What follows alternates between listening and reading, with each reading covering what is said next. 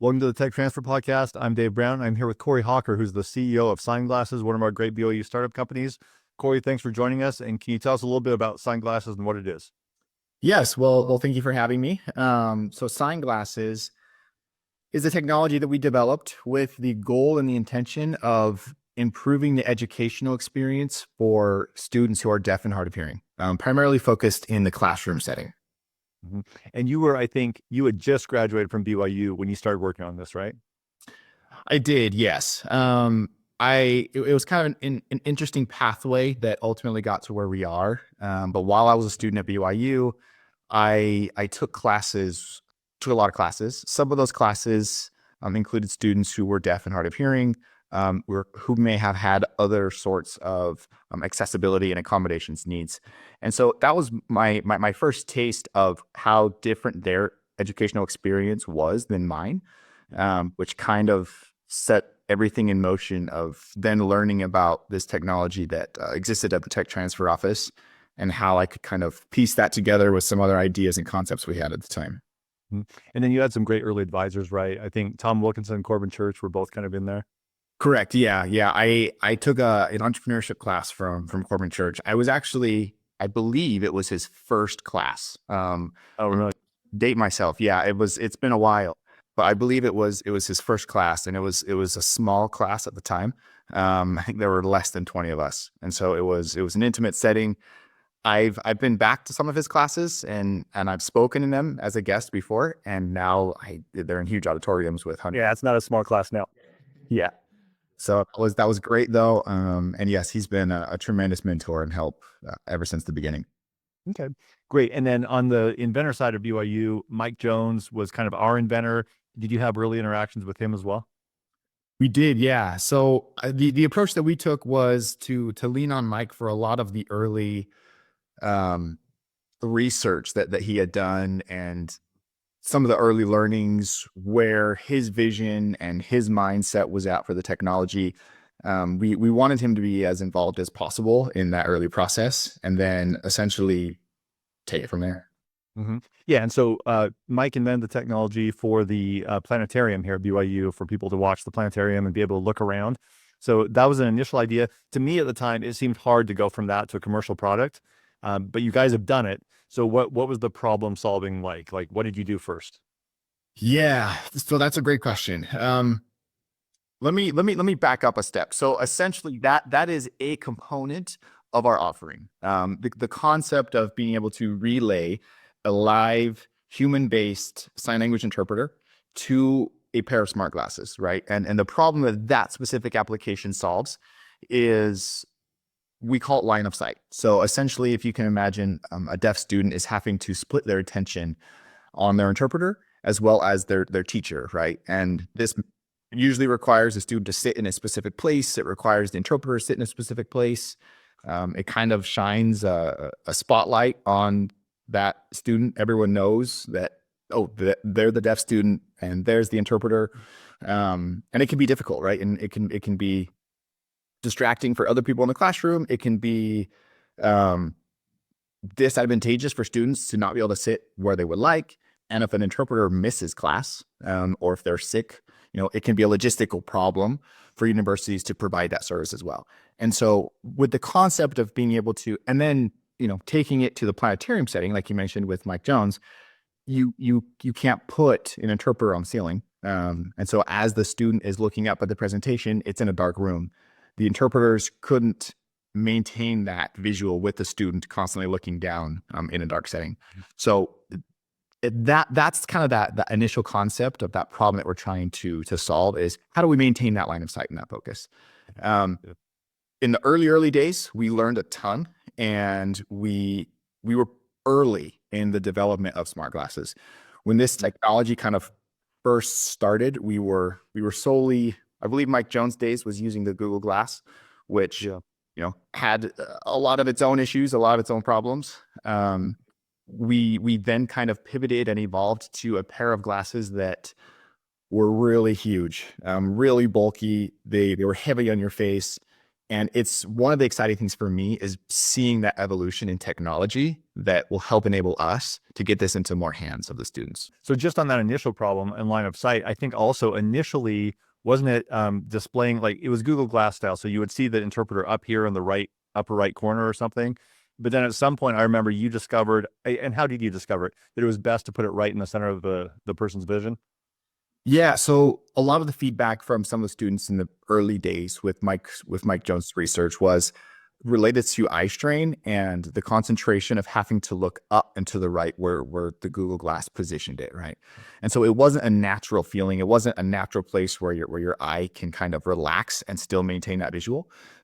So since then, the current glasses that we use today, it's actually the visual can be adjusted.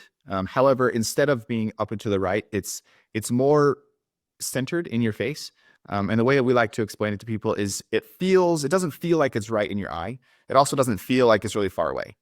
It's supposed to be about 2 feet. So if you hold your arm out in front of you, at the end of your fingertips, that's generally about where you would be seeing the interpreter. Okay. Which is like my computer monitor right now. That's something people are used to, right? Exactly. So, okay, good. So that was the initial product, but then you've moved on to other products. So what is kind of big for you now?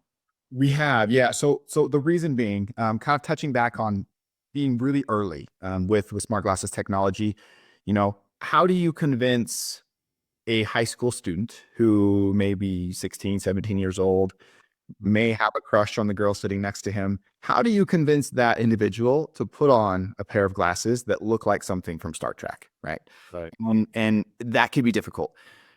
We knew that technology would continue to improve. We knew that we were early. And so what we did was we intentionally began to build all of the software and all of the underlying components to be hardware agnostic. We knew that as hardware improved, we wanted to take advantage of those improvements and seamlessly switch over, not be nailed down to a specific partner on the hardware side. The other thing that we learned is universities, school districts, big, small, they tend to operate their accessibility programs differently. Right. One of the main things I've learned from the early days was in relation to validation and what we had to offer. Can it provide value? Some of the early schools that I went to when I was doing this validation, they have very well established accessibility programs. Whereas we've learned after the fact that wasn't necessarily the general case for most schools. So we quickly decided and found the need to pivot away from the glasses being the core offering and the services that the schools were really struggling to provide. So from the initial concept, which was let's provide them a pair of glasses and the software to enable them to put their own interpreter into the glasses, and we will kind of sell that as a software and a hardware bundle. All that feedback that came back in the early days was, this is great, this is awesome. However, we can't find interpreters to even make this connection. Can you please give me the interpreter? And at the time, it was like, oh, no, but we probably should. And so we initially pivoted and we began a huge focus on recruiting interpreters and building out an entire scheduling platform that today now we're proud to say is really a one-stop shop for these accessibility coordinators. Mm-hmm. Use our platform. They're able to request, view, monitor all the interpretation needs. And then as a cherry on top, they can provide the glasses to their students to access that through that head-mounted display. Okay. So that's kind of soup to nuts what we do now, in addition to the actual invention of the smart glasses. Okay. Fantastic. And I saw this evolve. So what year was SignGlasses founded? So we initially was 2017, Okay. but we were in R&D for a solid year or two before we launched our pilot, which was in 2019. Okay, because business teaching at universities evolves, right? And now all the students are focused on validation. But I feel like you were a little bit on the early end of that, and you were really out there doing guerrilla things to validate it, which was so great to see. We were, yeah. Sometimes I feel bad, but I literally followed deaf students around to class for a solid 6 months. And I was constantly giving them what I thought would be helpful, and then trying as best we could to take in their feedback of, look, like this doesn't work, this does work, this isn't valuable, this is, and hopefully that's helped us where to keep that same trajectory going. Did you know sign language, or was this kind of new territory? It was completely new territory. I have friends who are deaf, and one of the things we do at SignGlasses is encourage all of our employees to learn and to interact with the deaf community. Half of our deaf employees are deaf themselves, and obviously that's intentional because we want our product and our technology to be developed and owned by the people who are going to end up using it. Yeah. So me not being deaf, I will never have the full experience that the deaf community has. And so it is not my job to decide for them what's going to be useful, what's not going to be useful, right? I really want to just be an advocate and work alongside them in the development of those technologies. But by being responsive, it's gone really well. Like a great moment for me was I was at a neighborhood party, and there was a couple there where he's deaf and she's not. And so I mentioned SignGlasses, of course. And she said, "Oh, I'm an interpreter for SignGlasses." She actually works for you guys. So That's that awesome. was great. And they loved it, of course. So, well, good. So whether you meant it to or not, you ended up being a software developer. That's part of the business. So what are some of the things you've learned from technology development? How does that go? Yeah. Oh, so many things. I would say one of the key things that we've learned is to pivot, to not be too scared to pivot, but also at the same time finding that balance of sticking with something, right? And so we, again, leveraging the input from the community, constantly listening to your customers will help be that guiding star of where the technology needs to go. Technology is advancing at a very fast pace, and every entrepreneur really needs to keep up or fall behind. And so for us, that's an intentional effort, is always evaluating what we see in terms of smart glasses and where that technology is going, but also with software. And what are the tools that we can use to operate our business internally more efficiently, but also what tools can be integrated into our product that we can expand our offering for our clients. So I would say it's a constant learning. It's a constantly moving target that we're aiming to hit. Yeah, and I think part of the tension too is development versus marketing a little bit. What kind of market penetration do you have? Do you feel like you're just starting, or do you have a base and now we're suiting them in new ways? Yeah, I feel like we have a small foundation, right? We do have a great foundation of returning customers. One of the key metrics that I'm most proud of is we tend to not lose customers. So from the year 2023 to 2024, our customer retention was 99%. And the big reason for that, I believe, is because of our hyper focus on the client experience and making sure that the value is there. Going back to the question that you asked, in terms of penetration, we serve a couple of different populations. The user is the deaf population, right? And those deaf students. However, the customer is the school or the accessibility office. And so we learned early on that we needed to serve both. If we only built for the deaf population, that might not resonate well enough for the people who write the check, right? And vice versa. And so we have done a great job, in my opinion, of creating a well-established community outreach program that a lot of the deaf population at this point is aware of, or they've at least heard about it, and trying to take that to the next step of getting in front of more schools, right, and in front of more accessibility coordinators and those with the ability to make those decisions and add those tools on behalf of their students. So we're early on, but we're excited about that direction and the hopefully continued growth. Yeah, and from the little bit of research I've done, watching your company move along compared to other solutions and things that universities are doing, this is a far better solution. And so I would think that explains the retention, right? But what about the individual users? What about retention for them? If you go through college, you're using SignGlasses, you like it, now you graduate from college, are you done using SignGlasses, or are there other places? That's a great question, and that's something that we're working towards, is further integration into the workplace, right? And the educational experience is so valuable for students, and it impacts the rest of their lives. We want that ability and that benefit to travel with them. However, most of the additional tools and the additional features have been catered around the educational experience. We are now in the early process, in the early phase of doing that for businesses as well. We do work with some businesses, and it is fun to see that transition happen naturally, right? Where we're able to follow. We have students as young as second grade, all the way through, all the way up to the upper levels of doctorate programs, um, in the university setting, and being able to see them successful in all those settings, it gives us the confidence to know this application is very relatable to the workplace, right? And being able to get in front of those hiring managers is important. I don't want to say specific names, but we do have some great pilots that are currently going with large businesses that employ a large number of the deaf population that we're confident will just improve their overall experience. Being able to have an impromptu meeting with their boss, right? And being able to get that instruction that they're hearing employees and coworkers have on the spot to at least level the playing field a bit. So you're exactly right. The technology can translate through to different environments. And that is a longer term goal of ours. And there are some other places I've seen you guys. So there's that adorable video of this girl, a little girl at Universal Studios trying on the glasses for the first time. So in the entertainment, there are applications. What other applications might we think about?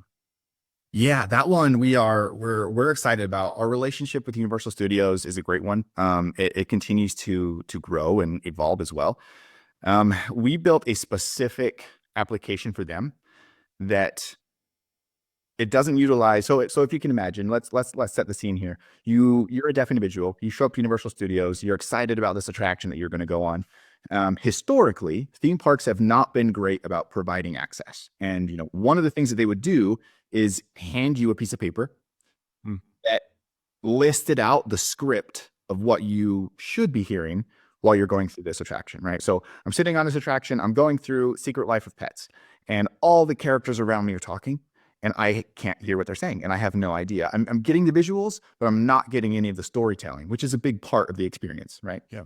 So what we did, and if they hand you a piece of paper, again, going back to that line of sight issue, if I'm looking down reading the piece of paper the whole time, I miss the experience. Right. So now what we do for Universal Studios is we're able to take all of the audio input that's happening around them. The glasses have a microphone. They're intaking all that automatically by themselves, and it's able to display either a captioning file or an ASL interpreter that's been pre-recorded. And we actually use deaf actors as those interpreters. And so the quality of interpreting and the quality of that storytelling is it can't be beat, right? It's top level. Yeah. And so the little girl that you mentioned, she was so excited to put that on. I believe that was a Kung Fu Panda attraction, and to see that interpreter as Poe was just a magical experience, right? And so those instances are also a driving force and a motivating factor for us to get out there, right? To get out there beyond the educational setting. And if you think about planetariums, museums, theme parks, all of these places that have any sort of personal interaction or any sort of display, it's our belief that the glasses have a tremendous fit there. Yeah, and I would think I've thought all along too. I mean, there are accessibility laws. You would think that in some venues, at least, this would actually be mandated. Are there government laws or regulations that are helpful to you that way? There are, yes. So ADA laws, they're an interesting thing, right? Schools and any government funded operation, they're required to provide access to these individuals. Mm-hmm. Whether or not they do that is another story, right? And whether or not the level of accommodations that they're providing rises to meet that bar, to meet that standard, is also another story. And so, that's one of the reasons that we today, all of our captioning technology, it involves a live human who is listening and who is tested to be at that 98% accuracy level. We don't rely on AI because of ADA compliance, right? Everything that we provide, we will ensure that it is compliant with ADA law. And so some of these other venues, they're more forward thinking than others, which we always commend for those efforts.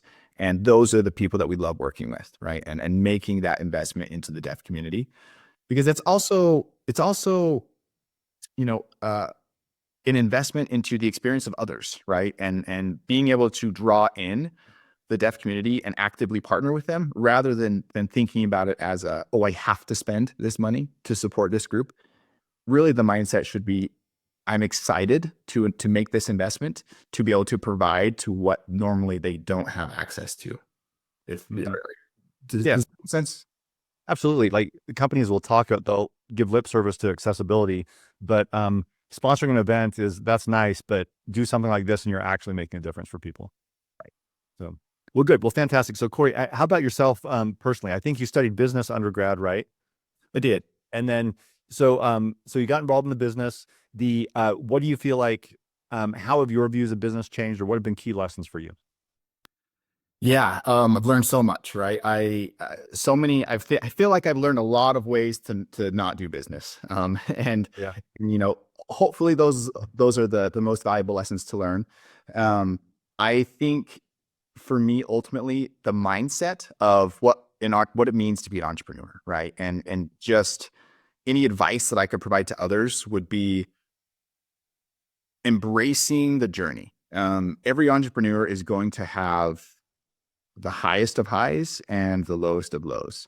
And just being willing and able and, accepting that and taking from it what you can will make the experience ultimately so much better, right? I can't tell you how many times you think you won the lottery and you just landed the largest client possible, and then it doesn't work out. And on the flip side, you think things are done and ruined forever, and then it ends up not being that bad, right? And so typically it's not as good as it seems, and it's not as bad as it seems. And being able to adapt with that as you go, I think that can help put you in the right mindset to power through the lows and to appreciate the highs, right? So that for me at least, that's something that I've taken away over the years. Hmm. Fantastic. And do you see yourself as a serial entrepreneur? Like whenever at some point SignGlass exits or you retire or whatever, the are you on to the next startup after that, or what's the plan? Yeah, I would like to think so. One of the things that I take a lot of joy in is meeting and collaborating with other entrepreneurs, and talking about the businesses that they're building and the ideas that they have, and some of the ups and downs that they're going through. How can I help you? How can we help each other? And so I think that entrepreneurial itch has started to be scratched, but I don't know if it can ever fully be, satisfied. And so I do envision my future being one of hopefully many businesses, and hopefully each one is a little bit better, leveraging the lessons learned from the past. Yeah, if people are listening and thinking about like what business would I be able to start in this area, maybe accessibility or for deaf people or whatever, what are some needs out there that you've seen where you've thought, oh, that could be a business, but it's just not what we do? Yeah, well, to be honest, one of the best places to start, in my opinion, is to just get out in the community. And going back to that mindset of what I talked about, making an intentional effort to see where the problems exist, right? Because oftentimes you'll go throughout your day and you're on autopilot, right? You walk past the same store or talk to the same people over and over and over. But if you can practice, right? Practice for a couple of days and then a week and then a month of really trying to identify every problem that you see. From there, you can identify, is this a small problem or is this a big problem? And what is the potential of each? And is there a solution that exists or not? And is there a solution that I could do better, right? Or not? Um, and while I was doing that as a student, that was something that my mentors kind of helped put that mindset in, is viewing the world through that lens. What problems can be solved? Or, another way to think about it, what value can I add, right? And I did not know about the tech transfer office. I didn't know that it was a thing that existed. And I've had a lot of conversations that, sometimes people are unaware. And I think that is a tremendous place to start in terms of just learning what technology is out there waiting to be commercialized, like waiting to get into the hands of users. And so whenever I meet young students, I oftentimes tell them like, hey, look at the tech transfer office and see if anything sparks your interest, and go from there. Well, thanks. And Corbin sends a lot of people our way too. And it's over here we have what we think of as solutions in search of a problem. So if you can match the two, but that's such a great explanation of the entrepreneurial mindset. So and you really nail that. Well, going forward, what can you tell us about future plans for SignGlasses? What's next? Yeah. So we have a lot going on at the moment. A lot of big projects that we're excited about. One is, as I've mentioned earlier, our key customer today, the person who writes the check, is either the business themselves or the educational institution, right? Our current, we fully recognize and understand our current offering of the glasses that we use along with professional services is expensive, right? And that cost burden should not rest with the users themselves. Hence, we go after these other customers. However, there are opportunities that we believe can be served. There are gaps in people's accommodations that can be served in an affordable way. And the way that we're going to try and do that is with the launch of a new product that we're gearing up to announce. I shouldn't say anything yet. However, we're really excited about that product being a direct-to-consumer product that we believe will be another tool that is at their disposal for the short conversations that they need to have with their home contractor or a renovator, and they just need to have a 10-minute conversation. Whereas right now, the process would be they have to contract with an interpreter to potentially come to their house. All of them charge an hourly rate with a 2-hour minimum, and it gets really crazy expensive.